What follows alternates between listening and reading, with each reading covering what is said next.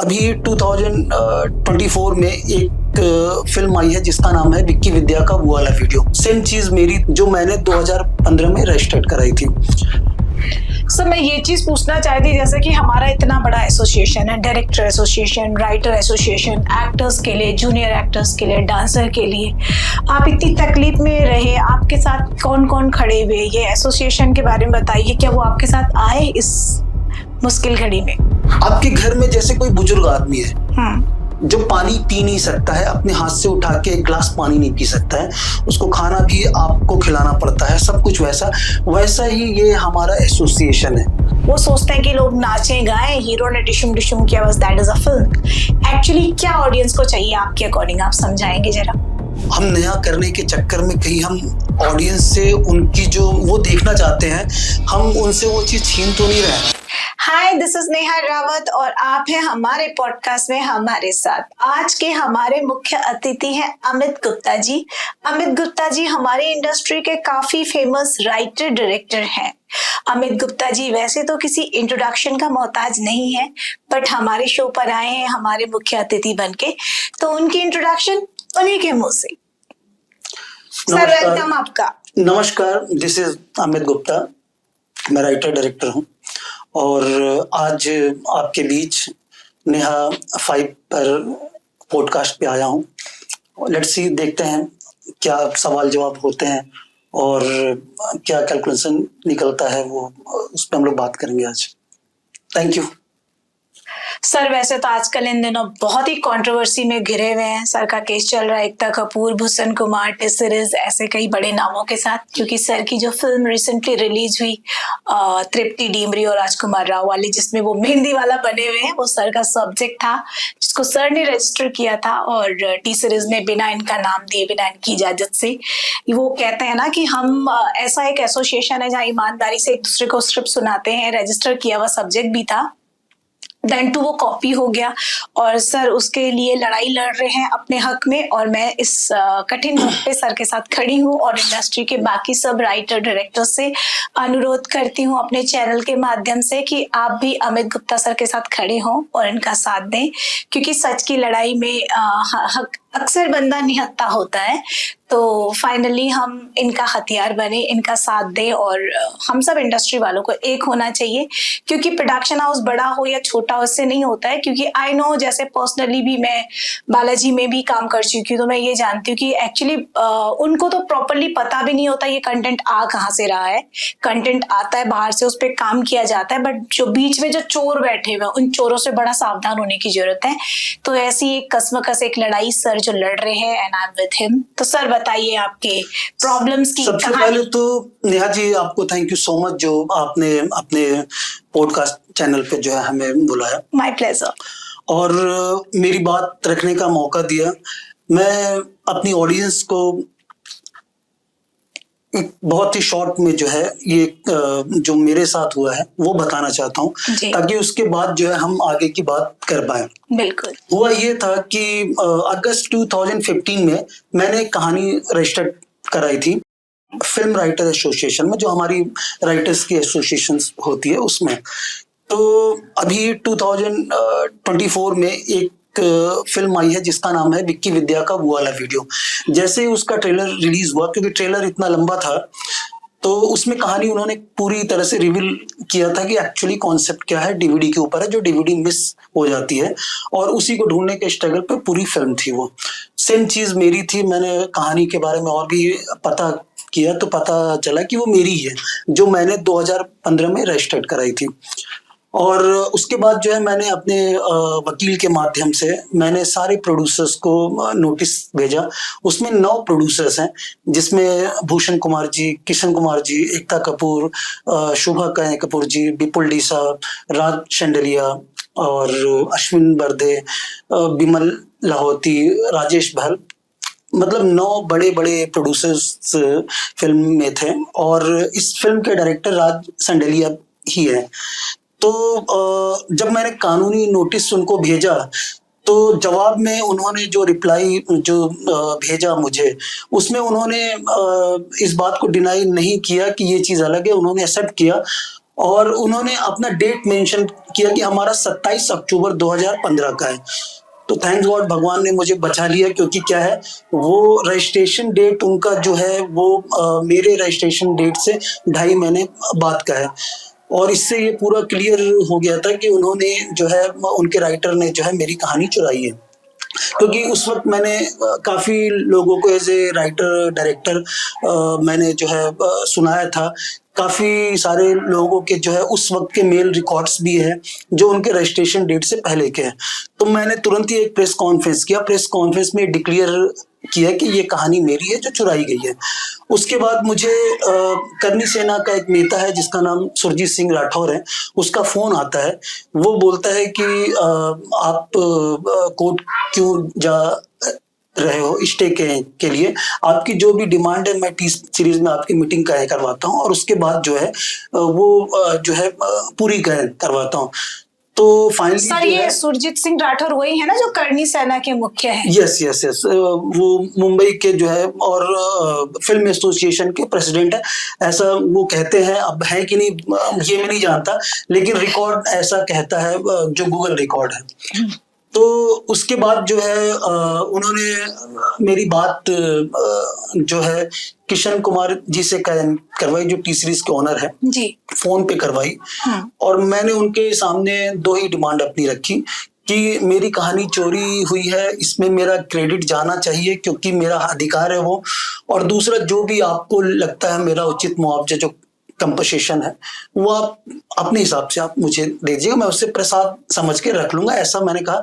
क्योंकि मुझे पता चला था कि 1 महीना पहले ही उनकी बेटी का जो है वो हुआ था, देहांत हुआ था। वो बहुत ही मासूम सी बच्ची थी और ये हमारी संवेदनाएं किशन जी के साथ, तो मेरा पूरा इमोशन जो है उनके साथ हो गया था। मैंने उनसे बोला भी कि सर आप जिस कंडीशन में है, जो सिचुएशन है, ये हालात वो नहीं है कि मैं अपनी बात आपसे कहूं, लेकिन मेरे पास भी प्रॉब्लम है क्योंकि फिल्म जो का रिलीज डेट बिल्कुल करीब है। तो उन्होंने बात को माना। नेक्स्ट डे नवरात्रि का पहला दिन था 3 अक्टूबर 2024। तो उन्होंने अपना रिप्रेजेंटेटिव भेजा वहाँ पे, और वहाँ पे जो है काफी सारा जो है कन्वर्सेशन हुआ। उन्होंने जो टी सीरीज का टी सीरीज से आपके पास कौन आया था? ब्रिजभूषण जो है वो म्यूजिक डिपार्टमेंट से है, काफी अच्छे पोस्ट पे हैं। अच्छा। तो वो आए, मतलब, और मुझसे कमिटमेंट किया गया कि भाई आपको नाम दिया जा रहा है, आपको जो पैसा है वो भी दिया जा रहा है, और ये सेटलमेंट लेटर है, इस पे आप साइन कीजिए। और मैंने कहा कि इसमें तो कहीं लिखा नहीं है कि भाई इसमें राइटर में आप मुझे क्रेडिट दे रहे हैं। तो उन्होंने मुझसे कहा नहीं सर, ये सिर्फ सेटलमेंट लेटर है, सेटलमेंट एग्रीमेंट कल बनेगा, आपका 4 तारीख को बनेगा।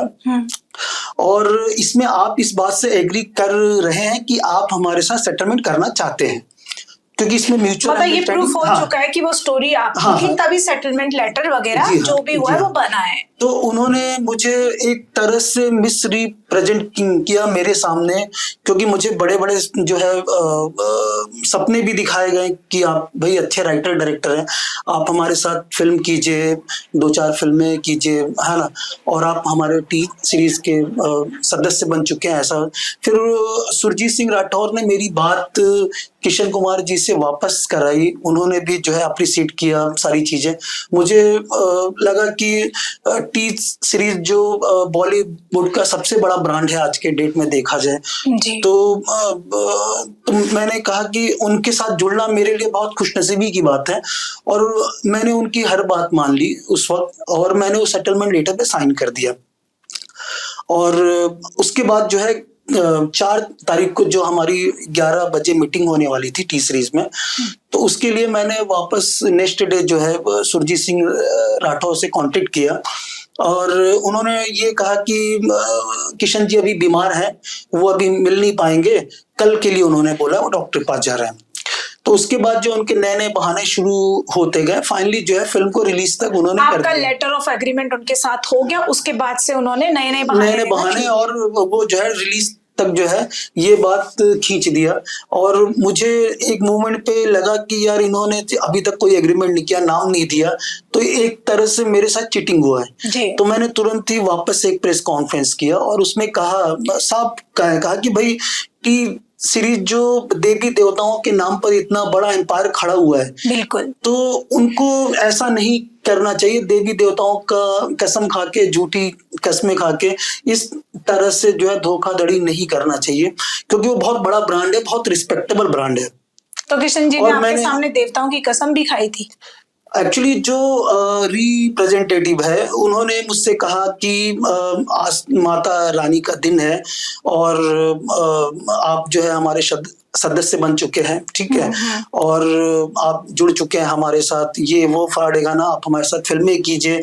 सुरजीत सिंह राठौर ने भी बोला कि माता रानी की कसम है, कल आपका सब हो रहा है, एग्रीमेंट वगैरह साइन। अच्छी बात यह है कि मुझे थोड़ा सा उनकी बातों पे डाउट हुआ था, तो मैंने पूरी मीटिंग का जो है वो रिकॉर्डिंग ऑन कर दिया था, अपना फोन का रिकॉर्डिंग।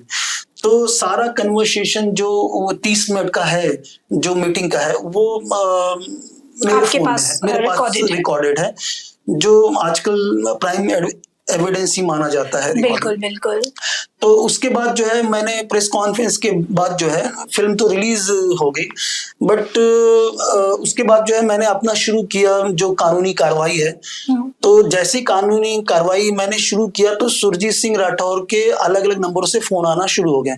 तो मैंने हर नंबर को उसके ब्लॉक किया, ये सोच के। सुरजीत सिंह राठौर आपको क्यों फोन कर रहे थे? हाँ, क्योंकि क्या है, मैंने क्या है भाई, जो आदमी आपको धोखा दिया अपना बन के कि भाई मैं तो आपका अपना हूँ, आपका दोस्त हूँ, ये वो, उनका भी अपना हूँ, ऐसा वैसा, हम लोग साथ में काम करेंगे, वो आपके दोनों के बीच कोऑर्डिनेट कर रहे थे। कोऑर्डिनेट करने के बहाने एक्चुअली वो मेरे साथ चीटिंग हुआ है बहुत बड़ा।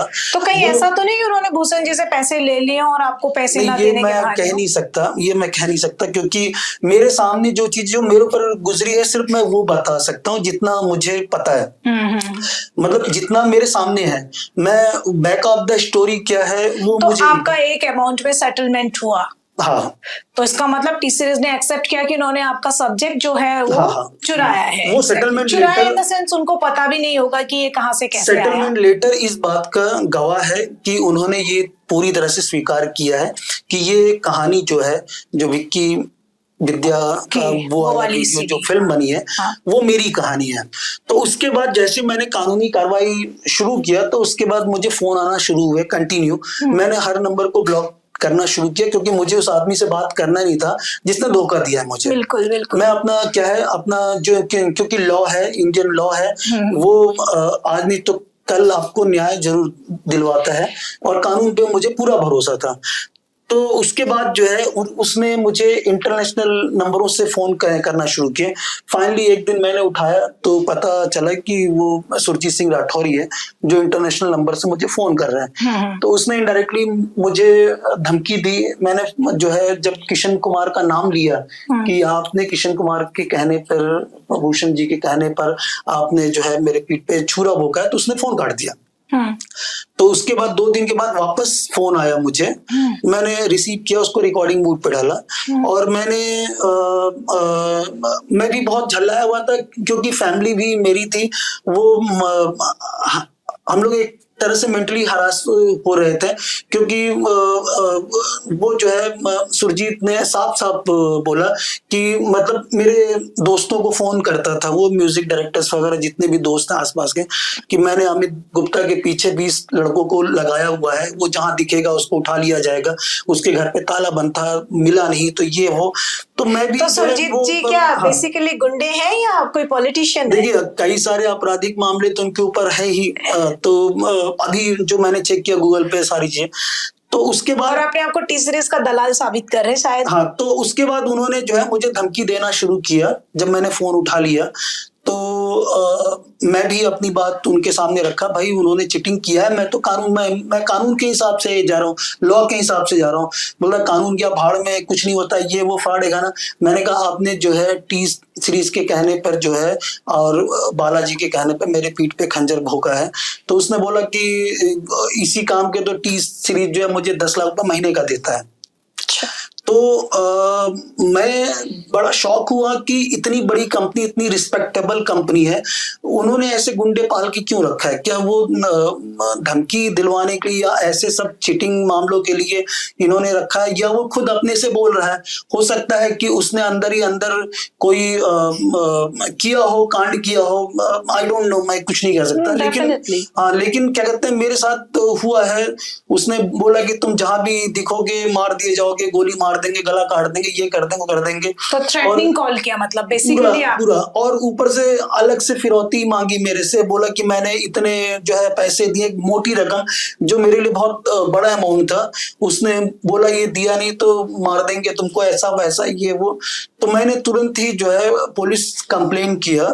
पुलिस कंप्लेन के साथ मैंने ACP, DCP, Mumbai police commissioner, joint police commissioner, additional police commissioner, मुख्यमंत्री जी, राज्यपाल जी और आपका उप मुख्यमंत्री, सबको मैंने जाके पर्सनली कंप्लेन किया है। इवन मैंने प्रधानमंत्री जी को और राष्ट्रपति जी को और हमारे गृह मंत्री, उनको भी जो है मैंने ये कंप्लेंट लिखा, लेटर लिखा उनको। तो सर कार्यवाही हो रही है क्या? तो कार्रवाई हो रही है। एक्चुअली मुझे वहां से बराबर अपडेट दिया जा रहा है, प्रधानमंत्री कार्यालय से कंटिन्यू फोन आया है मुझे, हमेशा मैसेज आते हैं मुझे कि अभी तक कहाँ तक पहुंचा है ये, वो क्यों नहीं कार्रवाई हुई, ऐसा वैसा। तो मैंने बताया कि भाई अभी पुलिस ने वो एक्शन लिया नहीं है यहाँ की। तो उसके बाद पुलिस के भी फोन आए मुझे यहाँ बांगुर नगर थाने से, वो भी अपना काम कर रही है। एक्चुअली इतने बड़े लोग हैं तो थोड़ा टाइम तो लग ही जाता है, बट मैं भी थोड़ा डरा हुआ था बहुत ज्यादा, क्योंकि दोबारा भी उसने, वो भी 1:15 रात को 12:45 पे उसने मुझे फोन किया अलग नंबर से। मैंने जब उठाया नहीं तो उसने धमकी वाले मैसेज किए। तो मैं और आपसे यहाँ तक कि पैसे भी मांगे, हाँ, फिरौती भी मांगी। वो तो मांगा ही था फिरौती। तो आपने और उनके बार आगे बार सभी ये कह रहा है कंप्लेंट कि की है मुझसे कि वो माफी आपको, मांग लो, हम लोग से माफी मांग लो। अच्छा किस चीज के लिए? तुमने रिकॉर्डिंग किया। हाँ, मैंने मीटिंग का रिकॉर्डिंग किया, इस बात के लिए वो माफी मांगना अगर आप मीटिंग का रिकॉर्डिंग नहीं करते तो मेरे आपके पास पास तो प्रूफ ही नहीं मेरे होता। पास प्रूफ ही नहीं था ना कि भाई कि आपने क्या क्या कमिटमेंट किया, ये मेरे पास प्रूफ नहीं होता अगर मैंने रिकॉर्डिंग नहीं किया होता। बिल्कुल। लेकिन आप जो है माफी, मैं क्यों माफी मांगू? मैं तो अपने हक की लड़ाई लड़ रहा हूँ ना। आप तो विक्टिम है ऊपर से। हाँ, और भाई मैं जो है अगर गलत नहीं हूं तो मैं क्यों पीछे हटूंगा? Exactly. क्योंकि ऐसे बहुत से लोग हैं जो जिनके साथ अन्याय होता है और वो जो है पीछे हट जाते हैं, वो कुछ कर नहीं पाते हैं बेचारे डर के मारे, क्योंकि इतने बड़े लोगों से कोई पंगा नहीं लेना चाहता, रिस्क नहीं उठाना चाहता। ये सोशल मीडिया का जमाना, यहाँ कोई छोटा और बड़ा नहीं है। आपने बहुत मेहनत तो से फिर मैंने अपनी पूरी फैमिली को, क्योंकि देखिए क्या है, मेरे 3 छोटे छोटे बच्चे हैं। बिल्कुल। और मेरा क्या है, मेरी माँ है, भाई है, सब लोग जो है डिपेंड है मेरे ऊपर ही है सब लोग। तो खैर यहाँ पे जो फैमिली थी उनको मैंने अपने होम टाउन में शिफ्ट किया, क्योंकि उनको रिस्क में नहीं डालना था। और वो लोग तो मुझे आने देना नहीं चाहते थे, क्योंकि मामला काफी वैसा है। यहाँ पे मुझे रिस्क तो था ही। नहीं ऑलरेडी तो, आपने उनके अगेंस्ट कंप्लेंट की है, केस तो, आपका उनके साथ चल रहा है, आपको कुछ भी होता है तो वो सभी लोग तो रिस्पॉन्सिबल है, फिर इसमें बोलने वाली क्या बात है? लेकिन मेरी मजबूरी है कि मेरा हियरिंग है 21 तारीख को क्रिमिनल कोर्ट में बोरीवली में, तो मुझे यहाँ मौजूद रहना ही पड़ेगा। सर मैं ये चीज पूछना चाहती, जैसे कि हमारा इतना बड़ा एसोसिएशन है, director association, writer association, actors के लिए, जूनियर एक्टर्स के लिए, डांसर के लिए, आप इतनी तकलीफ में रहे, आपके साथ कौन कौन खड़े हुए, ये एसोसिएशन के बारे में बताइए, क्या वो आपके साथ आए इस मुश्किल घड़ी में? अभी एसोसिएशन का मैं क्या कहूं, एसोसिएशन को मैंने जब इस केस में देखा है, जो फील किया है, जो एसोसिएशन की पावर क्या है, एसोसिएशन एक्चुअली है क्या, इन्वॉल्व है वो आपके? तो आपके घर में जैसे कोई बुजुर्ग आदमी है जो पानी पी नहीं सकता है, अपने हाथ से उठा के एक गिलास पानी नहीं पी सकता है, उसको खाना भी आपको खिलाना पड़ता है, सब कुछ वैसा ही ये हमारा एसोसिएशन है। कहने को तो एसोसिएशन है, बट किसी काम का नहीं है। काम का बस इतना है कि वो आपको ये देता है कि आपको अपना नाम देता है कि आप एक राइटर हैं, आप एक डायरेक्टर हैं, आप ये हैं, आप वो हैं, बस इतना ही है। क्योंकि जब मैं एसोसिएशन के पास गया मैं, और मैंने सबसे पहले जो है, मैं जब मुझे पता चला कि ये स्टोरी मेरी है जिस पे फिल्म बनी है, तो मैं एसोसिएशन के पास ही पहले गया था। तो उन्होंने कहा कि सर जब तक हम फिल्म देखेंगे नहीं, हम जो है कुछ कर नहीं सकते हैं। तो मैंने कहा फिल्म के रिलीज के बाद आप क्या कर लेंगे? तो नाम तो चला गया ना। तो बोले सर अगर आपको ऐसा है तो आप लीगल जाइए। अच्छा, मेरे मुंह से क्या निकल गया, गलती से मेरा मिस्टेक है कि वो सच है, आई डोंट नो, लेकिन मेरे मुंह से इतना निकल गया था कि ये मेरा 2015 का रजिस्टर्ड है। तो जब उन्होंने मेरे नोटिस का जो रिप्लाई भेजा था, उसमें भी उन्होंने 2015 ही किया था, ना ही 2014 था और ना ही 2016 था। तो इससे मुझे थोड़ा सा ये हुआ कि कहीं कुछ अंदर ही अंदर हो तो नहीं रहा, आई डोंट नो, मुझे नहीं पता है, मैं किसी के ऊपर ब्लेम नहीं कर रहा हूँ। लेकिन मुझे तकलीफ हुआ कि एसोसिएशन जिसके लिए हम लोग जो है फीस भरते हैं, हर साल जो है रिन्यूअल करते हैं अपना कार्ड, हम अपना जो हर स्टोरी रजिस्टर्ड कराते हैं और उसमें हम अच्छे खासे पैसे देते हैं, तो एसोसिएशन हमारे लिए खड़ा क्यों नहीं है?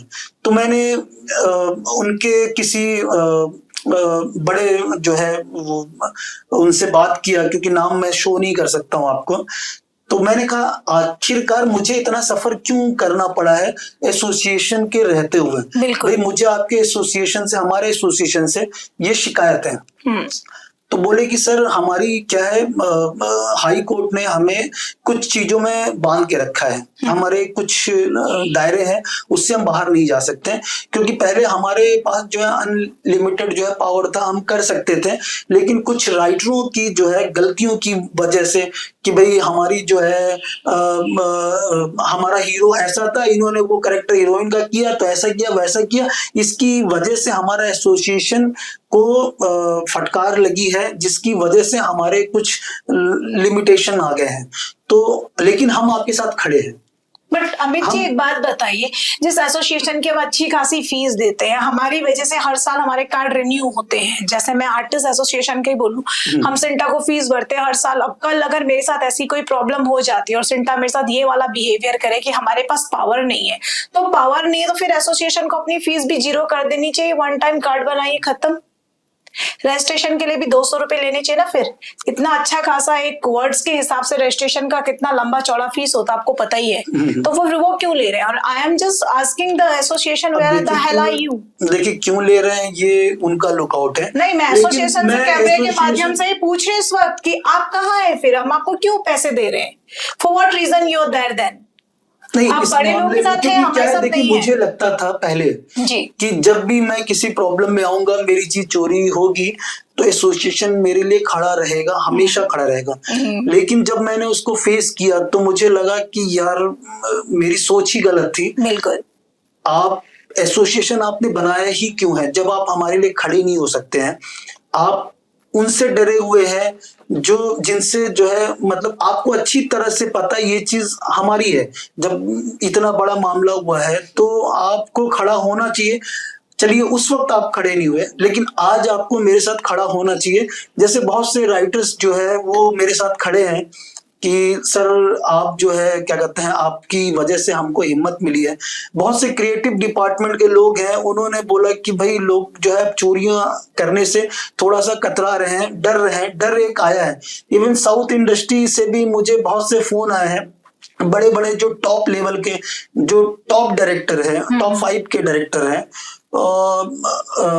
उन्होंने जो है क्या कहते हैं मेरे बारे में अच्छी अच्छी बातें बोली कि अमित गुप्ता जो कर रहा है वो उसके हक की लड़ाई है, वो सही है, और ये लोग राइटर का जो हक मार जाते हैं वो गलत है। बिल्कुल, एक्चुअली मुझे क्या है, मुझे देखिए क्या कॉपीराइट एक मुद्दा रहा है, हमेशा का रहा है। जब चोरियां होती है स्टोरी, वो तो ठीक है, लेकिन जो मेरे साथ जो चीटिंग हुआ है वो थोड़ा सा मुझे जो है वो मुझे हर्ट किया, बहुत ज्यादा हर्ट है उसका। क्योंकि जब उन्होंने एग्रीमेंट किया वो सामने, इससे तो साबित तो हो चुका है कि उन्होंने आपके सब्जेक्ट को यूज किया है। देखिए मैं बहुत छोटा आदमी हूँ, टी सीरीज बालाजी के सामने मैं बहुत छोटा सा आदमी हूँ, क्योंकि वो उन्होंने प्रूफ किया है कि वो एक ब्रांड है, बहुत बड़ा ब्रांड है, और उन्होंने सैकड़ों फिल्में दी है, एज ए प्रोड्यूसर दिया है म्यूजिक इंडस्ट्री में, जो है वो पूरे वर्ल्ड में जो है वो टॉप 3 या टॉप 5 पे हैं शायद, है ना? तो उनको ऐसा नहीं करना चाहिए था मेरे साथ, मुझे ऐसा एग्जैक्टली लगता है, एग्जैक्टली। क्योंकि मैं वो छोड़, उनके लिए कोई बड़ी बट ये बात कहानी नहीं तो आपको पता ही है, कहानी तो किसी बिचौलिया ने ही चोरी करके उनको बताई होगी, क्योंकि आपने स्क्रिप्ट तो कई लोगों को सुनाई होगी। देखिए, तो ये उस बंदे के ऊपर आपने केस किया है जो पर्टिकुलरली आपको पता है कि कहानी जिसने। केस तो उसके ऊपर भी है, जो क्रिमिनल केस है वो उसके ऊपर ही है। लेकिन क्या है, यहाँ पे मैटर क्या होता है, कॉपीराइट क्या मैटर होता है कि आपकी कोई लैंड है जो आपने खरीदी है, आपने अपने नाम से रजिस्टर्ड कराई है, बिल्कुल, और आप किसी वजह से उस पे मकान नहीं बना पाए अपना, आपका एक सपना है कि आप उस पे एक सुंदर सा घर बनाएंगे, और किसी वजह से आप जो है कहीं बाहर हैं या आप वहां अवेलेबल नहीं है, और किसी ने फर्जी पेपर बना के किसी और को बेच दिया, और उस आदमी ने उस पे महल बना लिया। अब महल बना दिया है या टावर बनाया है, तो ये जिसने बनाया है, अब आप देख रहे हो कि आपकी जमीन है और उस पर टावर बना हुआ है, तो जिसने टावर बनाया है आप उससे जो है अपना हक मांगेंगे ना। बिल्कुल, जो फर्जी पेपर बेच के गया है उससे, वो तो क्रिमिनल है ही, बिल्कुल, लेकिन जो टावर बनाया है जिसने, क्योंकि वो आपके लैंड के ऊपर है, हाँ, उसने भी तो पेपर की इन्वेस्टिगेशन करनी चाहिए। देखिए, अधिकार तो ये है कि भाई आप अपना जो है जमीन से वो टावर महल हटा सकते हैं, इतना अधिकार कानून आपको देता है, मतलब एज ए इंडियन, मतलब आपका लॉ के हिसाब से ऐसा है, लेकिन आप वो मत कीजिए, हटाइए मत, कम से कम जो आपका जो अधिकार है, हक है, उतना तो मिले आपको कि भाई ये कंपनसेशन बनता, आपकी जमीन है। तो वैसे ही हमारी स्टोरी है, तो स्टोरी भी एक लैंड की तरह है कि भाई उसपे अगर उन्होंने फिल्म बनाई, इतनी बड़ी फिल्म बनाई है, तो अब मैं जो है, मेरी पूरी स्क्रिप्ट, मेरी पूरी कई सालों की मेहनत, वो आपने एक पल में जो है उसका सपना तोड़ दिया मेरा, तो वो तो तकलीफ होता ही है, उसका तो मुझे मिलना चाहिए वो हक जो है, कि भाई मेरा एक नाम तो जाना ही चाहिए था, जिसके लिए मैं लड़ रहा था, उनसे सिर्फ हक मांग रहा था, बहुत प्यार से मांग रहा था। ऐसा भी नहीं, मेरा तो कोई खानदानी उनसे दुश्मनी तो है नहीं कि मैं उनको जो है अपना फेम पाने के लिए, अपना ना वो पैसा के लिए करूं। ये तो मेरी चीज है जो मैं उनसे मांग रहा था, जो उन्होंने जो है आपको बाइज्जत देनी चाहिए थी। हाँ, उनको देना चाहिए था। बट ये जो हुआ है, ये मैटर जो कॉपीराइट के साथ साथ जो मेंटली हरासमेंट और ये जो धोखाधड़ी किया, थ्रेटनिंग कॉल आया आपकी फैमिली को, इतनी वो मुझे आया है। मुझे क्यों आया, मुझे कोई ऐसे एक उंगली दिखाने वाला नहीं था इस मैटर के पहले, लेकिन आज मुझे आज भी रात को कभी जो है ना, कुछ हवा चलती है तो दरवाजे पे एक दस्तक सी हो जाती है, तो एकदम उठ के बैठ जाता हूँ, कहीं कोई नॉक तो नहीं कर रहा है, एक डर जो है बैठा हुआ। अभी कल की बात है, थोड़ा सा मुझे फील आया कि यार ये क्या था। हाँ, तो नहीं सर, आपको डरने की कोई जरूरत नहीं है कि मेरा दरवाजा पूरी तरह से लॉक है कि नहीं, मतलब सारे लॉक मारता हूँ, तब जाके फिर सोता हूँ रात को उठ के, मतलब 2 बजे 3 बजे रात को। आपको डरने की बिल्कुल भी जरूरत नहीं है, क्योंकि आपका केस ऑलरेडी रजिस्टर्ड में है, एसोसिएशन को पता है, सबको पता है क्या क्या आपके साथ चल रहा है, तो आपको डरने की बिल्कुल भी जरूरत नहीं। क्योंकि अगर अमित जी के साथ कुछ भी घटना अमित गुप्ता के साथ होती है, उनकी फैमिली को लेके, उनको लेके, तो आई थिंक ये 9 प्रोड्यूसर्स, बालाजी एसोसिएशन और टीसीएस इज रिस्पॉन्सिबल। सर, जैसे कि आपकी ये कहानी इतनी पॉपुलर हुई, अमेज़न पे भी लोग बहुत पसंद भी कर रहे हैं, तृप्ति डिमरी का काम भी पसंद कर रहे हैं, कहानी भी बहुत प्यारी है, राजकुमार राव, इनकी केमिस्ट्री भी लोग पसंद कर रहे हैं। फाइनली आपका नाम आए ना आए, आपने इतनी प्यारी स्टोरी लिखी है, तो सभी ऑडियंस को एक्सेप्ट है, और आई थिंक बड़े प्रोड्यूसर्स अब आपके साथ काम करना भी एग्री कर रहे हैं, आपको मेल्स भी आई रहे होंगे। सर, इस फिल्म को लिखने का आइडिया आपको कैसे आया, क्या आप मुझे बताएंगे इस बारे में, हमारी ऑडियंस जानना चाहेगी। देखिए, एक टाइम था जब एमएमएस जो है उसका ट्रेंडिंग में था, काफी जो है, काफी एमएस जो है लीक होते थे और जो वायरल भी हुआ करते थे। कई लोगों के जो है कई लोगों की लाइफ जो है बर्बाद भी हुई है इस एमएस के चक्कर में। तो मेरा एक दोस्त हुआ करता था, वो काफी इंडस्ट्री के बड़े लेवल पे है, आज उनका नाम मैं नहीं ले सकता। तो वो अक्सर जो है रात को जो है वो देखा करते थे। तो मैं भी कभी देख लिया करता था वैसा, वो मैं भी दूध का धुला नहीं हूँ ऐसा, है ना। तो उस वक्त जो है क्या है, मैंने कुछ वीडियोस ऐसे देखे जो कि होटल रूम के अंदर थे कपल्स के। तो उसी वक्त मेरे माइंड में जो है थॉट आया कि अगर मान लीजिए कि मेरा हीरो है और हीरोइन है, वो अपना फर्स्ट नाइट, क्योंकि वो यादगार होता है, सबके लिए यादगार होता है अपना सुहागरात, तो अगर वो अपना फर्स्ट नाइट उसका यादगार बनाने के लिए उसका जो है उस मोमेंट को शूट करते हैं और उसके बाद उसका डीवीडी बनाते हैं, उसको डीवीडी में कन्वर्ट करते हैं, और वो डीवीडी अगर मिस हो जाए तो उनकी लाइफ में क्या हाय तौबा होगा, उसको ढूंढने का स्ट्रगल कैसे जो है वो उसको ढूंढेंगे, और वो कैसे जो है वो ढूंढने का स्ट्रगल के बाद जो है कैसे कैसे वो डीवीडी जो है पहुंच जाती है एक ऐसे आदमी के पास जो पैराडाइट डीवीडी का धंधा करता है। अब उनको लगता है कि अब तो उनकी जिंदगी खत्म, क्योंकि भाई वो रिस्पेक्टेबल फैमिली है और अगर शहर में पूरी बात फैल गई तो भाई वो तो बदनाम हो जाएंगे और उनके पास सुसाइड के अलावा कोई दूसरा रास्ता भी नहीं बचेगा। तो इस टाइप से मेरे दिमाग में उस वक्त थॉट आया, तो मैंने उसको लिखना शुरू किया और बहुत अच्छी स्क्रिप्ट लिखी थी, बट अनफॉर्चुनेट वो मैं नहीं बना पाया, एज ए राइटर डायरेक्टर नहीं कर पाया। तो लेकिन फिर भी अच्छी बात यह है कि वो जो मेरी सोच है वो ऑडियंस तक पहुंची। वो चोरी की गई, उसके मेरे पास प्रूफ भी है, तो वो तो खैर मैं कोर्ट में ही साबित करूंगा कि प्रूफ क्या है मेरे पास। जो नहीं, आपके साथ लेटर ऑफ सेटलमेंट जब साइन हुआ है तो उन्होंने अग्री तो कर ही उन्होंने लिया ना? ये एग्री कर लिया है, बट मेरे पास वो भी प्रूफ है कि चोरी कहाँ से हुई है। ओके, है ना, तो दैट इज इम्पोर्टेंट। वो इम्पोर्टेंट है, क्योंकि बहुत लोग बोलते हैं भाई आपने तो हमको सुनाया नहीं। अब भूषण जी बोलेंगे भाई आपने तो हमको सुनाया नहीं, एकता जी बोलेंगी। तो वो प्रूफ है मेरे पास कि मेरी कहानी उस वक्त 2015 में कैसे चोरी हुई है, तो उसकी भी एक जर्नी है, वो अभी शेयर नहीं करेंगे क्योंकि क्या है मेरे पास चल रहा है। हाँ, तो वही है। जब हम पॉडकास्ट पार्ट 2 करेंगे, सर को जब न्याय मिल जाएगा तो हम उसे शूट करेंगे।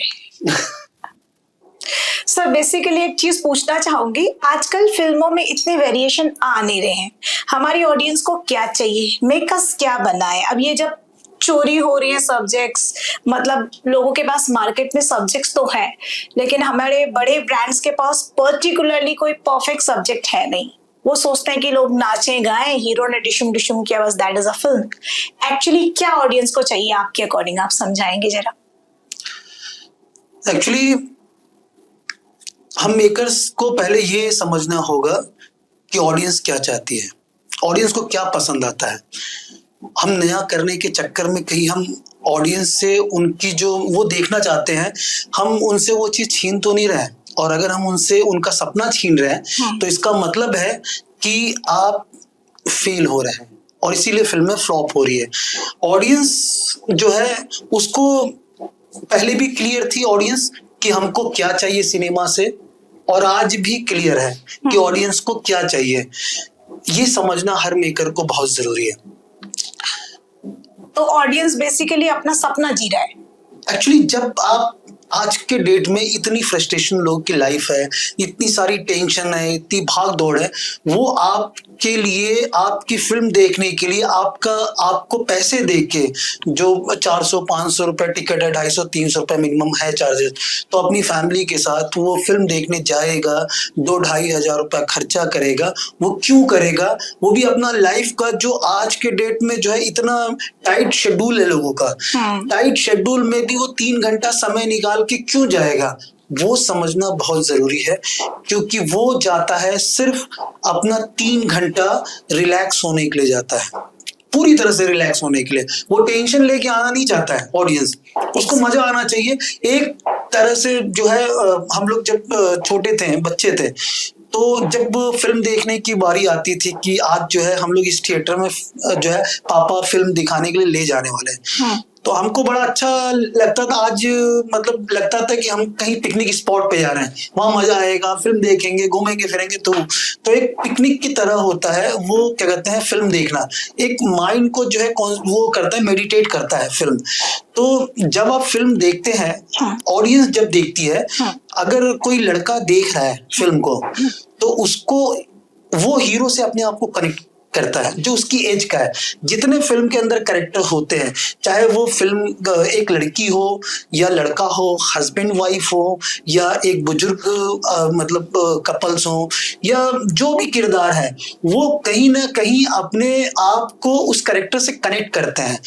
और अगर वो कैरेक्टर जो है, जैसे हीरो जो है, अगर वो गलत काम करते हुए दिखता है तो कनेक्ट नहीं कर पाते हैं, या अगर हीरोइन जो है गलत काम करते हुए दिखती है तो वो नहीं हो पाता है, या आप उस कैरेक्टर को जो है नया दिखाने के चक्कर में आप कुछ अलग ही दिखा रहे हैं, उसकी मर्यादा का वो कर रहे हैं, जिससे ऑडियंस कनेक्ट नहीं हो सकता है। कभी भी वो अपनी पत्नी, गर्लफ्रेंड और अपनी बीवी को जो है उस रूप में नहीं देखना चाहिएगा जो आप सिनेमा में दिखा रहे हो। तो वो फिल्म तो आपकी नहीं देखेगा, वो नहीं जाएगा वो फिल्म। हाँ, मोबाइल पे जरूर देखेगा, वो कॉपी करके कैसे भी करके वो देखेगा, इधर उधर से डाउनलोड करके। बट वो क्या है, मैंने एक सिद्धांत है मेरी लाइफ का कि मेरी लाइफ में फिल्म वही बनाऊंगा जो मैं अपनी पूरी फैमिली के साथ बैठ के देख सकूं। ठीक है सर, आपकी बात से मैं अग्री करती हूँ। लेकिन आपने बहुत टाइम पहले एक फिल्म देखी थी, चांदनी बार, फिर आई चमेली करीना कपूर की, फिर आई हीरोइन। तो इस तरह की बार बाला के ऊपर भी फिल्म बनी है। ठीक है, एक श्वेता तिवारी जी ने भी एक फिल्म की थी जिसमें आई थिंक के मेनन, राजपाल यादव थे। That was also story of a bar girl. तो इस तरह की फिल्में, इनकी भी तो लाइफ है। क्या वो नहीं चाहते कि उनकी लाइफ के ऊपर फिल्म बने, या एक प्रोस्टिट्यूट नहीं चाहती उसकी लाइफ के ऊपर फिल्म बने, उसकी आप बीती भी ऑडियंस सुने? आप कह रहे हैं हमारी हीरोइन को हम चाहते कि वो ऐसा हो, एक पति, एक आदर्श पति, एक आदर्श पत्नी। ठीक है, मैं समझती हूँ। तो क्या इन सब लोगों को अपने सब्जेक्ट के ऊपर फिल्म बनवाने का हक नहीं है? क्यों नहीं है, हक है, पूरा अधिकार है। और आपने अगर चांदनी वार देखी है और हीरोइन देखी है, तो उसमें भी मैं ऑडियंस की कनेक्टिविटी बता सकता हूँ कि उसमें क्या कनेक्ट होता है। उसमें फिल्म के अंदर वल्गरिटी नहीं दिखाई गई, सबसे पहली बात। एक ऐसी लड़की जो मजबूर लड़की है, वो जो है अपने मामा के साथ, मामा ही शायद कैरेक्टर था, मामा के साथ जो है मुंबई आती है और वो उसका इस्तेमाल करता है, ठीक है। और वो जो है बेचारी बार बाला बन जाती है और वो लाइफ के लिए स्ट्रगल करती है। उसकी लाइफ में एक गुंडा टाइप का कैरेक्टर आता है जिससे उसकी शादी होती है, उससे बच्चे होते हैं, फिर बच्चे भी उसी उसमें। वो एक बहुत बड़ा समाज के लिए मैसेज है कि ऐसे भी कैरेक्टर दुनिया के अंदर हैं। और उसकी एक अलग ऑडियंस है। मस्तान के ऊपर जो फिल्म बनी थी, ये फिल्म क्या ऑडियंस को क्या मैसेज दे रही है, मैं ये भी जानना नहीं, उसकी भी अलग जो है ऑडियंस है। हर एक कैटेगरी का अलग अलग ऑडियंस है। लेकिन फिल्म जब आप बनाते हैं, जब जिसको आप सोचते हैं कि ये तो ब्लैक बास्टर होगी, फिल्म सुपर डुपर हिट होगी, तो वो पहले जैसे फिल्में बनती थी, वो फिल्मों को आप जब देखेंगे तो उसमें ऑडियंस अपने आप को कनेक्ट करती है। उसमें भी ऐसा नहीं कि उसमें जो है सच्चाई नहीं दिखाई जाती थी। सच्चाई उसमें भी होती थी कि शक्ति कपूर जी जो है कई सारी फिल्मों में हीरोइन का रेप करते हुए दिखे हैं। तो ऐसा नहीं कि पहले भी सच्चाई दिखाई गई। बहुत सी बड़ी बड़ी फिल्में हैं जिसमें अब राम तेरी गंगा मैली, उसमें भी क्या है, बट क्या है, चीजों को कैसे आप प्रेजेंट करते हैं। अब दुनिया की जो है जो लीजेंडरी फिल्मों में से एक फिल्म आती है जिसका नाम टाइटेनिक है। उन्होंने भी न्यूड सीन जो है वो किया है, खूबसूरती से दिखाया, लेकिन इतनी खूबसूरती से दिखाया कि आपको गलत फीलिंग नहीं आएगा। और हमारे जो इंडिया के जो लीजेंडरी डायरेक्टर है जिनका नाम शेखर कपूर जी है, आप बैंडिट क्वीन जब देखते हैं तो उसमें एक लड़की को उन्होंने पूरी तरह से न्यूड कर दिया है, जो हीरोइन का कैरेक्टर सीमा विश्वास जी को। लेकिन आप जब उसको देख रहे हैं तो आपकी आंखों से आंसू निकल रहे हैं, ना कि आपकी फीलिंग जो है गलत आ रही है। तो ये मैंने उसी दिन जब वो शॉट देखा था, वो सीन देखा था, तो मैंने उसी दिन जो है उनको सैल्यूट किया था, उनको किया था ये डायरेक्टर है। मतलब इसे कहते हैं डायरेक्टर, इसे कहते हैं मेकर, जो कि आपने सब कुछ दिखाने के बाद भी ऑडियंस का दिमाग जो है एकदम से जो है चेंज नहीं होने दे, रिस्पेक्टेबल उस वो कैरेक्टर को देखते हो तो क्या है, आप बना क्या रहे हैं, कैसे बना रहे हैं, लेकिन वो अच्छे लोग इम्पोर्टेंट फिल्म में है। बना कहाँ रहे हैं, जैसे हाँ। तनुजा चंद्रा थी, उन्होंने दुश्मन बनाई थी काजोल को लेके, इट वाज अ हाँ, ब्यूटीफुल फिल्म। तो इस ब्यूटीफुल। तरह के लोग हैं कहाँ भाई भी? गुप्त भी आई थी, कितनी अच्छी फिल्म थी, बहुत सारी फिल्म। अब हम जिनको मैं फॉलो करता हूँ जो सर आप स्पिरिचुअल भी तो हैं बहुत हाँ, ज्यादा, हाँ। मैंने आपके बारे में ये सुना, अपनी स्पिरिचुअल जर्नी के बारे में थोड़ा कुछ बताइए ना। वो आप कभी बताएंगे वो आप ओशो को हाँ। फॉलो करते हैं शायद, हाँ, मैं रजनीश जी को फॉलो करता हूँ, और आई उनकी थिंक काफी आपके सारी करियर बुक्स की पढ़ी है। शुरुआत भी एक स्पिरिचुअल चैनल से ही हाँ, हुई थी, हाँ, आपने इसके स्पिरिचुअल बारे से में ही हुआ बताया था। मैंने आज से 20 साल पहले एक टीवी शो किया था, पाप पुण्य का खेल। था। तो उस वक्त मतलब वो मेरी लाइफ का पहला टीवी शो था। तो मेरी संस्कृत बहुत वीक थी, मेरे पापा खैर संस्कृत के टॉपर हुआ करते थे, वो बहुत ही वो थे, उनकी तो तुलना मैं कर नहीं सकता, लेकिन मैं संस्कृत में उतना ही वीक, मतलब संस्कृत मेरा सब्जेक्ट ही रहा एक्चुअली। तो जब मैं आया तो सबसे पहले मुझे मैथों का ही काम मिला, तो मैंने कहा काम तो काम होता है वो भाई, एक तो यहाँ पे राइटर लोगों को इंडिपेंडेंट काम मिलने में 4-5 सालों लग जाते हैं, तब उनको जो है इंडिपेंडेंट का ब्रेक मिलता है, मुझे 2 महीने में मिल रहा है। तो मैंने काफी सारी स्टडी की, उनकी बुक्स, जैन धर्म से रिलेटेड जितनी भी उनकी बुक्स है, जितने भी उनके ग्रंथ हैं, सब पढ़ा मैंने, और फाइनली मैंने लिखना शुरू किया और काफी सारे एपिसोड लिखे, काफी सारी बुक्स लिखी। तो मैंने ऐसे ऐसे वर्ड्स भी निकाल के जो है अपने टीवी शो में मतलब डाले, जो आर्टिस्ट के लिए बोलना बड़ा कठिन जैसा था। अब एक छोटा सा मैं आपको वो बताता हूँ कि मैंने एक वर्ड लिखा, वो एक कैरेक्टर पूछता है कि कुछ लोग गुरुजी से मिलने आते हैं, तो गुरुजी, हम गुरुजी से मिलना चाहते हैं, कहाँ है गुरु, नहीं आचार्य जी से मिलना चाहते हैं। तो वो बोलता है कि आचार्य जी इस वक्त सूक्ष्म ध्यान की साधना में लीन है। तो वो सूक्ष्म ध्यान जो है वो डायरेक्टर के लिए टेक करना बड़ा मुश्किल हो गया था। वो आर्टिस्ट इतना बड़ा आर्टिस्ट था, वो मतलब काफी सारे टीवी शोज करने के बाद वो सूक्ष्म ध्यान नहीं बोल पा रहा था। तो फाइनली मैंने कहा भाई साधना ही बोल दो, चलेगा। तो काफी वो ऐसा, वो चीज मुझे कभी भूलता ही नहीं है। विक्की विद्या का वो वाला वीडियो, अब ये कहानी तो प्रसारित हो चुकी है, फिल्म आ चुकी है, लोग देख रहे हैं, आपकी कहानी को काफी पसंद भी कर रहे हैं। अब जो 9 प्रोड्यूसर्स के खिलाफ आपकी जो कंप्लेन हुई है, जो भी वो भसड़ मची, जो भी इस दौरान हुआ, ये सब एक पेनफुल पॉइंट रहा है।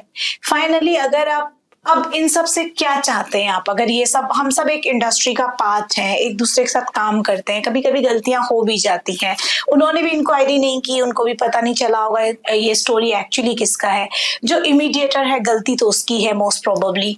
आप भी एक बहुत सुलझे हुए राइटर हैं, जितना मैं आपको जानती हूँ, एक समझे हुए, एक बहुत ही अच्छे प्रवृत्ति के। आपने कोर्ट जाने का फैसला भी बहुत बाद में किया जब आपको न्याय नहीं मिला। तो आप आज प्रोडक्शन हाउसेस से, एकता कपूर हो या फिर इस रिजोन से, आप क्या चाहते हैं, क्या उम्मीद है आपकी उनसे?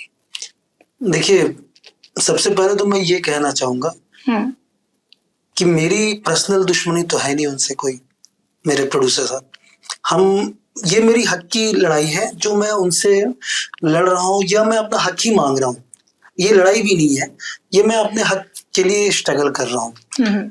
और हम जो क्रिएटिव लोग हैं, जो बॉलीवुड से जुड़े हुए हैं, हम बॉलीवुड को अपना जो है फैमिली मानते हैं, क्योंकि फिल्म इंडस्ट्री जो हमारी फैमिली है, और फैमिली जब बड़ी होती है तो ऐसा नहीं कि गलतियां नहीं होती है, गलतियां होती है और उसका सलूशन भी निकाला जाता है, और सलूशन के लिए लोग स्ट्रगल भी करते हैं। तो मैंने भी वही किया, मैंने इसीलिए सेटलमेंट लेटर पे इसीलिए साइन किया था कि मैं भी उनके साथ जुड़ के फैमिली की तरह ही काम करना चाहता, क्योंकि मुझसे ये कहा गया है ताकि आप तो सदस्य बन गए हमारे टी सीरीज के, तो ऐसा मुझे भी अच्छा लगता है कि हम फैमिली की तरह काम करें। अब ये बात अलग है कि मुझे उस वक्त हक नहीं मिला, तो जैसे फैमिली के अंदर लोग जो है कभी कभी पुलिस स्टेशन चले जाते हैं, अपना हक के लिए जो है कोर्ट चले जाते हैं, तो मैं भी वही किया, मैंने कोई वैसा नहीं किया। और मैं बस ये कहना चाहता हूँ, मेरे जैसे पता नहीं कितने राइटर्स हैं जो कि पूरी लाइफ जो है उनकी लाइफ स्ट्रगलिंग बन के रह जाती है। वो आते हैं 20 साल 30 साल और उनकी मतलब मौत भी हो जाती है, बट उनको जो है उनका लिखा हुआ जो है वो स्क्रीन पे अपना देख नहीं पाते। तो मैं उनके लिए भी जो है ये मतलब कर रहा हूँ कि भाई जो क्रिएटिव लोग हैं, क्योंकि कोई भी चीज जनरेट जब होती है बहुत ही मेहनत से, बहुत ही दिमाग से और बहुत ही एक्सपीरियंस और बहुत सारी चीजें जब एक होती है तब जाके एक अच्छा सा सब्जेक्ट बनता है।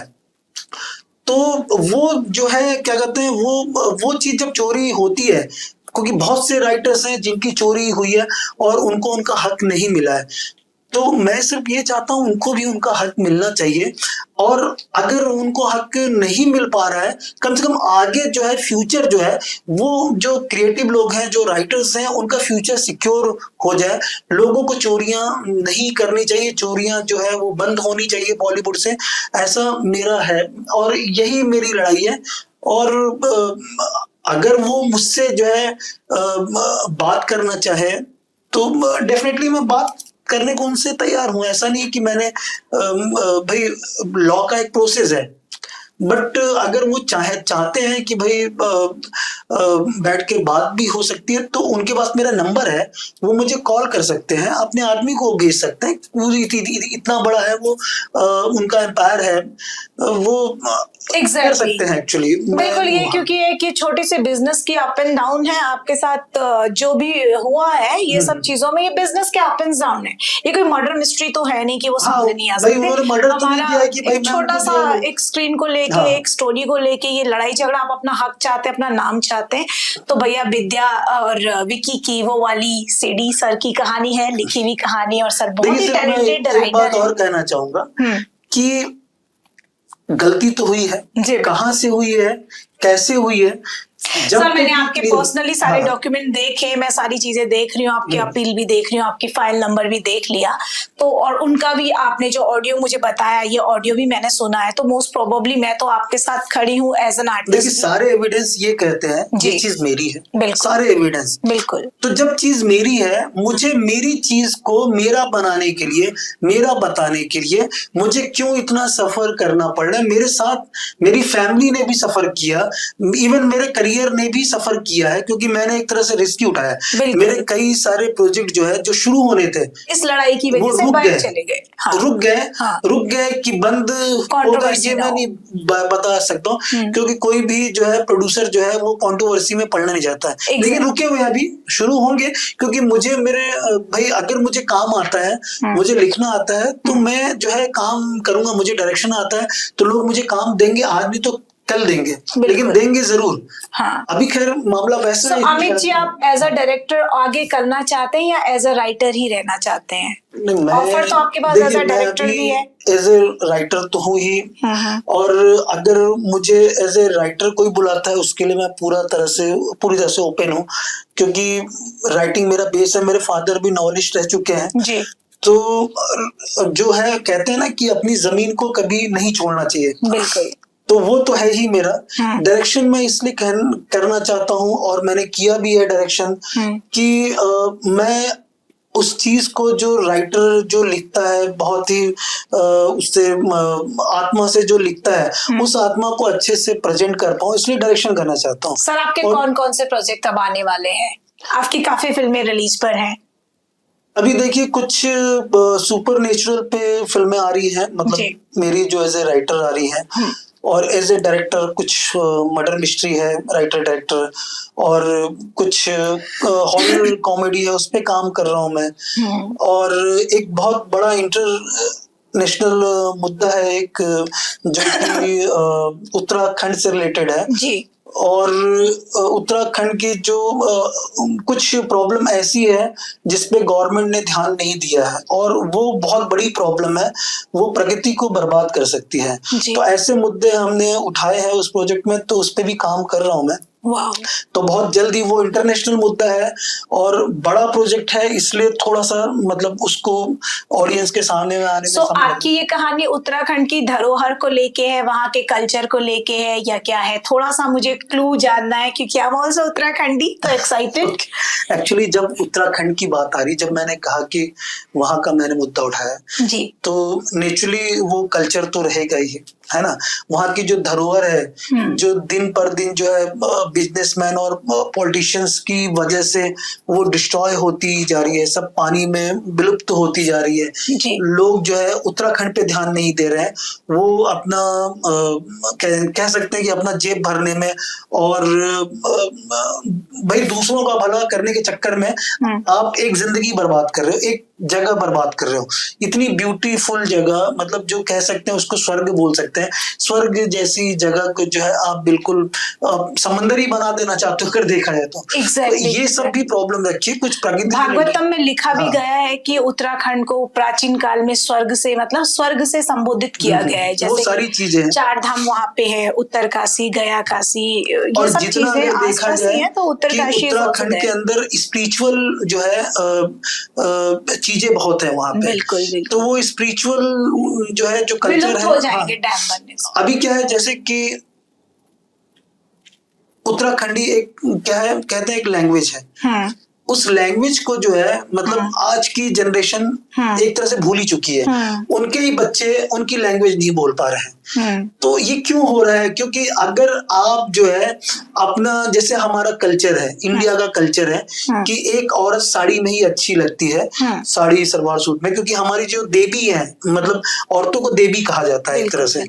तो वो देवियों को जो है क्या है, आप जब भी किसी, चाहे हमारी सरस्वती माँ हो, लक्ष्मी माँ हो, किसी को भी, दुर्गा माँ हो, काली माँ हो, सबको आपने एक रूप में देखा जो साड़ी के परिधान में है। जी। अब हम वही देवी जो है हर औरत से कनेक्ट करते हैं कि ये औरत, हर औरत देवी होती है, कैरेक्टर अलग अलग है कि भाई ये बहन है, ये वाइफ है, ये माँ है, ये भाभी है, ये मामी है, ये कैरेक्टर अलग अलग, लेकिन हर औरत देवी ही होती है।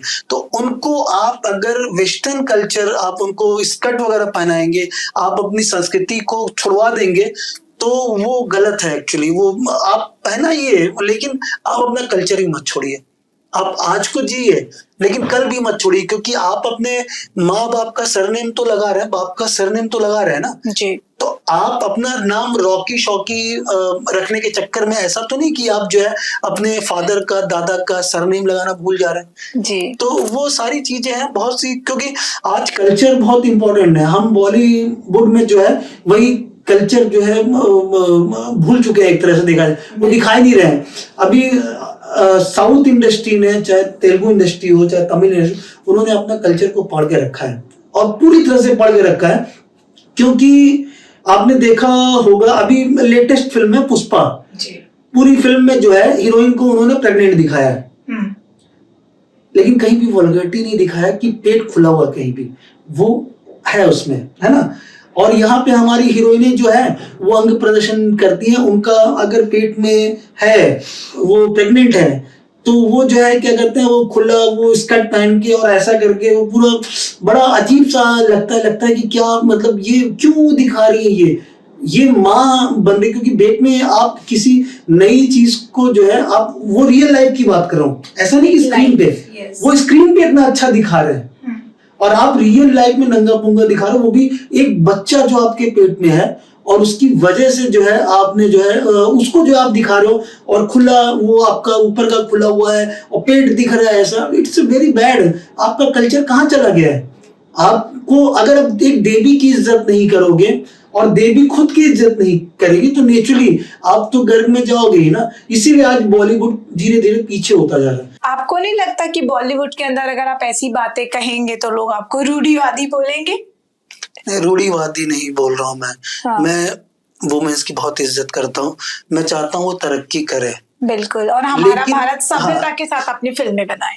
मुझसे किसी काफी इंडस्ट्री के काफी बड़े जो है म्यूजिक डायरेक्टर थे, अभी वो तो है नहीं, उन्होंने मुझसे कहा था कि आप अपने बच्चों को बड़ा बनाइए, बहुत बड़ा बनाइए, लेकिन चांद सितारा मत बनाइए। ठीक है, कहने का मतलब है कि आप वो मत बनिए जो क्या कहते हैं आपके कंट्रोल में ही ना हो। तो आप अपने बच्चों को क्या शिक्षा दे रहे हैं वो जरूरी है, क्योंकि ऑडियंस जो है वो क्या आपका बेटा है, आप अपने बच्चे को किस टाइप की फिल्म दिखाना, आपकी बेटी है, क्या आप उनको नंगी पुंगी फिल्में दिखाना पसंद करेंगे? नहीं करोगे ना फिल्म। आप पूरी फैमिली को वही फिल्म दिखाना एक साथ जाओगे। जब एक फैमिली जाती है तो 4-5 टिकट बिकती है, कम से कम 3-4 टिकट तो 3 तो बिकती है, और 3 टिकट के साथ जो है वहां पे जो काम वो समोसे वाले पॉपकॉर्न वगैरह सब सब बिकता है, तो वहां बिजनेस बढ़ता है। लेकिन जब आप फिल्म वैसी बनाओगे नहीं कि जो कि फैमिली को जो है साथ जो है जाके हम देख सके, तो कहाँ से टिकट बिकेगी? साउथ ने इस बात को पूरा, उन्होंने इमोशन को पकड़ा हुआ है। एक ना एक आपको इमोशन हर फिल्म में आपको दिखेगा कि भाई उन्होंने भाई के इमोशन को पकड़ा है, गर्लफ्रेंड के इमोशन को, वाइफ के, बेटे के, किसी न किसी, हर फिल्म को आप जब नोटिस करेंगे तो उसमें इमोशन जरूर दिखेगा, और वल्गैरिटी नहीं है। सर, जो आपने फिल्म लिखी है उत्तराखंड एक खोज, जो आप इसके ऊपर जो बैठ रहे हैं, आप फिल्म जो लिख रहे हैं आप उत्तराखंड की, इसको आपने किन मुद्दों को पकड़ा है? आप उत्तराखंड के इतने कल्चरल इनके करीब कैसे आए? कोई भी स्क्रीन प्ले लिखने से पहले आपने उसके बारे में स्टडी की होगी, जाना होगा, तो have you ever been to Uttarakhand? नहीं, मैं उत्तराखंड से नहीं हूँ, मैं गया हूँ वहां पे, काफी मैंने देखा है करीब से, बहुत पहले भी गया हूँ।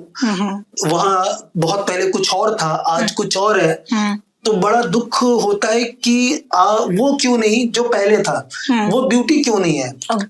आज सब कुछ अगर एक जैसा हो जाएगा, कहते हैं जब आपकी थाली होती है, जब आपका खाना आता है तो उसमें सब्जी अलग होती है, दाल अलग होती है, ये किस्म का, उसका सैलेड अलग होता है, सब एक, सबको आप मिक्स कर देंगे, सबको एक जैसा बना देंगे, तो वो ब्यूटी नहीं रह जाएगा।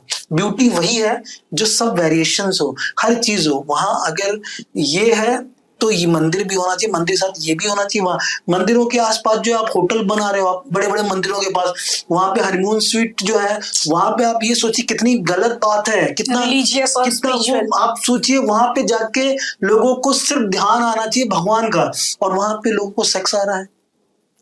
It's very bad. तो आप क्या कल्चर, आप वहां बस क्या है, लोग जो है आजकल खुश हैं वो रील्स बनाने में, ये वो क्या है, बैकग्राउंड में पहाड़ी है और सारा चीज, और आप अच्छे कपड़े पहनते हो, लेकिन आपको भी ध्यान देना चाहिए आपका कल्चर कहाँ है, आप अपने कल्चर के ऊपर क्या कर रहे हो। तो मेरी जो फिल्म है, जो मैंने मुद्दा उठाया है, मैंने कोशिश की है कि उसमें मैं बहुत सारी बातें रख सकूं, जो वहाँ की प्रॉब्लम्स है, और जो बदलाव है, बदलाव जरूरी है, लेकिन इतना भी बदल मत जाइए कि आप ही आप न रहे। उत्तराखंड उत्तराखंड ही नहीं रहेगा तो उत्तराखंड लोग क्यों जाएंगे? एग्जैक्टली नहीं, उत्तराखंड तो विलुप्त हो चुका है ना, आप समझ लीजिए, थोड़ा टाइम बाद तो विलुप्त ही है, खत्म हो जाएगा। नहीं, अभी भी बचा सकते हैं, अभी हाँ, लेकिन उसके लिए एक शुरुआत, आप जैसे टैलेंटेड राइटर अपने अच्छे स्क्रीन, देखिए मैं टैलेंटेड हूँ कि नहीं, लेकिन मैं काम करना जानता हूँ, कि काम मैं बस मेहनत करना जानता हूँ, और कोई भी चीज लिखने से पहले जो है आपको बहुत क्लियर होना पड़ता है कि आप किन के लिए बना रहे हैं, और आप जो मुद्दा कह रहे हैं क्या वो लोगों को समझ में आ रहा है, और मुद्दा बहुत क्लियर होना चाहिए। मेरी संवेदनाएं उत्तराखंड के साथ हैं। ऑफ कोर्स मैं आपका इसमें इस जर्नी में आपको जितना भी मुझसे नॉलेज चाहिए, जरूर ऑडियंस को देखने के लिए बोलिएगा। जो भी आपको उत्तराखंड के लिए जो हेल्प लगेगी, I am always there with you, because ये मेरे भी बहुत दिल के करीब है। उत्तराखंड की जो गवर्नमेंट है वो भी जो है काफी सपोर्ट कर रही है इन दिनों जी। तो मे भी मुझे लगता है कि वो अगर कुछ पॉलिटिकल इशू नहीं आया तो ये फिल्म जो है एक अलग ही वो कहते हैं ना हिस्ट्री लिखने का वो वाला, तो उस हिसाब से मैं ये नहीं बोलता हूँ कि मैं हिस्ट्री लिखूंगा, लेकिन कोशिश है कि कुछ ऐसी चीज दी जाए जो कि ऑडियंस को, देखिए मैंने कहा ना कि कॉमर्शियल भी होना चाहिए, लेकिन कॉमर्शियल के साथ एक मैसेज भी दो आप ऑडियंस को कि ये करने से वो होता है। मैंने थोड़ी देर पहले ही बोला था कि हर कोई कनेक्ट करता है अपने आप को, तो कनेक्टिविटी होनी चाहिए। हाँ, वो कहते हैं ना लोग कि विकास के साथ बदलाव बहुत जरूरी होता हमारे है, घर लेकिन में बदलाव मतलब विलुप्त होना नहीं होता है. So the Uttarakhand will be removed from the map of India once, अगर इस तरह से जो अब वहाँ पे चेंजेस हो रहे हैं, हर आप पूरा पहाड़ों को उत्तराखंड काट को दे रहे हैं, डैम में जो कन्वर्ट कर दिया गया है. जो संतुलन बनाए रखे हुए हैं हम्म. उस संतुलन को आप बिगाड़ रहे हैं. It's very bad. मतलब क्यों कर रहे हैं आप? पैसा जरूरी नहीं, आप क्या मतलब आप इसको फौरन नहीं बना सकते हैं. तो सर, ये तो हुई हमारी फिल्मों की बातें, आपके आने वाले अपकमिंग प्रोजेक्ट्स की बातें, जो भी आप कर रहे हैं उन सब की बातें. मेरा एक आपसे क्वेश्चन है, एक स्क्रीन प्ले लिखने के लिए मेन क्या क्या चीजें चाहिए, उसको लिखा कैसे जाता है? मेरा बहुत एक्साइटमेंट है. हम एक सब्जेक्ट तो ले आते हैं, पर उसको लिखा कैसे जाता है? मोस्ट प्रोबेबली वो फिल्म कैसे बनती है? क्या तथ्य होते हैं इसके? देखिए, हर चीज का एक ग्रामर होता है. बिना ग्रामर के आप कुछ भी नहीं कर सकते हैं. जैसे हम जिस ग्रामर को हमने बचपन में पढ़ा है कि इस ये ग्रामर पहले आप सीखेंगे तभी आप इंग्लिश सीख पाएंगे, या ये ग्रामर सीखें तो आप ये कर पाएंगे. तो हर चीज का एक फॉर्मूला होता है. ऐसे स्क्रीन प्ले का एक फॉर्मूला होता है. तो और जो ग्रामर है, कोई भी दुनिया की फिल्म उस ग्रामर से बाहर नहीं जाती है. जैसा कि मेरा एक्सपीरियंस मैं छोटा सा शेयर करूंगा आपको. मेरे एक दोस्त हैं, एक तरह से मेरे गुरु हैं वो, जिसका नाम रविंद्र गौतम है. उन्होंने आज से 20 साल पहले मुझे 7 पन्ने दिए थे. अच्छा. और उन्होंने ये कहा था कि दुनिया की कोई भी फिल्म इसी ग्रामर में बनती है, कोई भी इस ग्रामर से बाहर जा ही नहीं सकती है. तो मैंने उनकी बात को सीरियस लिया नहीं. मैंने कहा, कहाँ 7 पेज में इतनी बड़ी बड़ी फिल्में बनती है, इतना वो सब है, ये 7 पेज में कैसे हो सकता है? एग्जैक्टली. क्योंकि मुझे उतना ज्ञान नहीं था. लेकिन फिर जब मैंने फिल्में लिखना शुरू किया तो एक दिन वापस मुझे वो 7 पेज मेरे हाथ लगे और मैंने उसको बड़े इत्मीनान से पढ़ा और बार बार पढ़ा. और पढ़ने के बाद मैंने रियलाइज किया, यार मेरे जो गुरु थे उन्होंने बिल्कुल सही कहा था कि ये दुनिया का कोई भी फिल्म, दुनिया की कोई भी फिल्म इस ग्रामर से बाहर नहीं है. वो 7 पेज. और मैंने उसको आज भी वो 7 पन्ने संभाल के रखे हैं और मैं उसी को फॉलो करता हूँ. जी. हर चीज का एक वो होता है कि आप जब कोई, पहले तो आपको स्टोरी लिखना आना चाहिए. स्टोरी कैसे बनती है? एक कैरेक्टर को आप जो है डेवलप करते हैं और उसका जो है एक जैसे एक लकीर खींची जाती है, उसकी life style start to end आप वो बनाते हैं. कैरेक्टर की स्थापना. नहीं, पहले एक कैरेक्टर कैसा है अपना, और उसके बाद उससे बाकी सारे कैरेक्टर जोड़ते जाते हैं. जी. तो बनती है एक स्टोरी. और उसके बाद जो है, और क्योंकि उस कैरेक्टर के साथ जो उतार चढ़ाव आ रहे हैं वही स्टोरी एक्चुअली, और उससे जुड़ने वाला. अगर आपने वो स्टोरी को लिखते टाइम जो कैरेक्टर जुड़े हैं, अगर आप उधर घूमती है आपकी स्टोरी, तो वहीं पे आप मिसगाइड होते हैं और कहानी वहीं पे झूल जाती है. तो आप जो सेंट्रल लाइन है, सेंट्रल लाइन से जो है, सेंट्रल आइडिया जिसको कहते हैं हम, सेंट्रल आइडिया से आप बाहर नहीं जा सकते हैं. ठीक है. और रही बात स्क्रीन प्ले की, आपको पता होना चाहिए कि कितने मिनट में एक फिल्म अगर आप बना रहे हैं जो 2 घंटे 10 मिनट 20 मिनट की फिल्म है, तो आपको ग्रामर आपका कहता है कि आपको इतने मिनट के अंदर अंदर आपके सारे कैरेक्टर इंट्रोड्यूस हो जाने चाहिए. उनका क्या कर रहे हैं, उनका क्या एक्टिविटीज है, सब क्लियर ऑडियंस के सामने होना चाहिए. और इतने मिनट के बाद एक ऐसा टर्न आना चाहिए जहां पे कहानी घूम जानी चाहिए. और जब वो घूमती है और उसके बाद एक और टर्न आता है, मतलब उलझती जाती है और एक टर्न आता है जिसे हम इंटरवल कहते हैं. और फिर एक समय पे एक और टर्न आता है जिसको हम प्लॉट पॉइंट बोलते हैं. हर फिल्म के अंदर 3 प्लॉट पॉइंट होता है. आप बहुत सारे प्लॉट पॉइंट करेंगे तो ऑडियंस कंफ्यूज हो जाएगी पूरी तरह से. 3 ही प्लॉट पॉइंट हर फिल्म को, जितनी भी बड़ी फिल्में हॉलीवुड, बॉलीवुड, साउथ इंडियन, जितनी भी, 3 ही प्लॉट पॉइंट चलता है. और उसके बाद वो जो तीसरा प्लॉट पॉइंट है, उस वहां तक पहुंचते पहुंचते जो आपका स्क्रीन प्ले है, जो कैरेक्टर आपका इतनी बुरी तरह से उलझ जाता है कि ऑडियंस को लगता है अब क्या होगा. और फिर हम प्री क्लाइमेक्स और क्लाइमेक्स की तरफ बढ़ते हैं, सोल्यूशन की तरफ बढ़ते हैं. ठीक है. तो ये ग्रामर है. इस ग्रामर को पहले समझ में आना चाहिए कि कैसे स्क्रीन पे लिखा जाए. तो अगर आपने इस ग्रामर को समझ लिया तो स्क्रीन पे, पहले मुझे भी बहुत पहाड़ जैसा लगता था, बाप रे कैसे लिखूंगा मैं, लेकिन अभी बहुत इजी है क्योंकि उस ग्रामर को फॉलो करता हूं मैं। हाँ, आपका इमेजिनेशन है वो सबसे पहले जरूरी है, क्योंकि इमेजिनेशन ही आपको नया आइडिया देता है कि आप एक ही चीज को कैसे नए तरीके से प्रेजेंट करते हैं। वही होता है एक राइटर काम। लिखने को तो हर कोई लिख सकता है, यहाँ पे बहुत सारे लोग हैं जिन्होंने अपना लेबल लगा के रखा है, लेकिन उनको स्क्रीन प्ले का एक्चुअली ग्रामर नहीं पता है। और इमेजिनेशन बहुत जरूरी है। एग्जैक्टली आपको चीजें जो है, हर चीज को जो है आपको उल्टा, अगर आपको सीधा देख रहे हो आप तो उसको उल्टा करके भी देखना आना चाहिए, उसको साइड एंगल भी देखना चाहिए, हर एंगल से उसको, कि अगर मान लीजिए अगर ये जो लटक रहा है ये अगर उल्टा होता है, हवा में होता है तो कैसा होता, अगर किसी उससे नहीं होता तो बिल्कुल, तो वहां क्रिएट हो जाता, हाँ यार इसमें कुछ हॉरर एक्टिविटीज होगी, तभी उल्टा लटका है ना, हवा में वो हो रहा है या कुछ सुपर नेचुरल क्या कुछ तो ऐसा। आप हर चीज को घुमा के देखिए, तो आप एंगल जब घुमाएंगे तो आपको कुछ ना कुछ नया मिलता जाएगा, और उसमें से आपको चूज करना पड़ता है कि बेस्ट क्या है, और वो बेस्ट निकाल के आपको एवरी सीन्स में ऐड करना पड़ता है। सिंपल है। Wow, it's really great being talking to you. आपके साथ बात करके हमें बहुत अच्छा लगा। हम आपकी परेशानी में आपके साथ हैं, आपके साथ जो भी हुआ अभी देखो आपकी कहानी वैसे तो ऑडियंस को बहुत ही पसंद आ रही है, अमेज़न पे आपकी फिल्म काफी पसंद की जा रही है। मेन राइटर तो आपके, ओरिजिनल राइटर तो आप ही हैं, तो हम आपको बहुत बहुत सारी बधाइयां देते हैं। आपकी फिल्म लोगों को बहुत पसंद आ रही है। आप आगे भी ऐसे एंटरटेनिंग सब्जेक्ट लिखिए और ऑडियंस को एंटरटेन कीजिए। सर की फिल्म में हालांकि सर का नाम नहीं आया, लेकिन बधाई के पात्र तो आप हैं ही, और मेरी ओर से आपको बहुत बहुत शुभकामनाएं। धन्यवाद आप हमारे शो में आए। और आपको भी धन्यवाद, आप लोगों ने इतना जो है बुला के सम्मान दिया थैंक यू सो और मच, मेरी बात रखने का मौका दिया, और मुझे बहुत अच्छा लगा।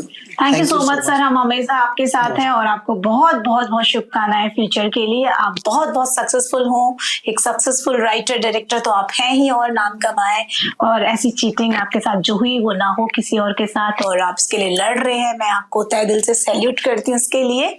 तो सर के साथ आगे काम करने की मेरी भी बहुत इच्छा है, तो होप ये सपना भी जल्दी साकार हो। धन्यवाद। अमित जी मेरे लिए स्पेशली प्रयागराज से जल भी लेकर आए हैं कुंभ का। आप लोग भी नहा लेना सर। मुझे बहुत अच्छा लगा। Thank you so much sir, it's great.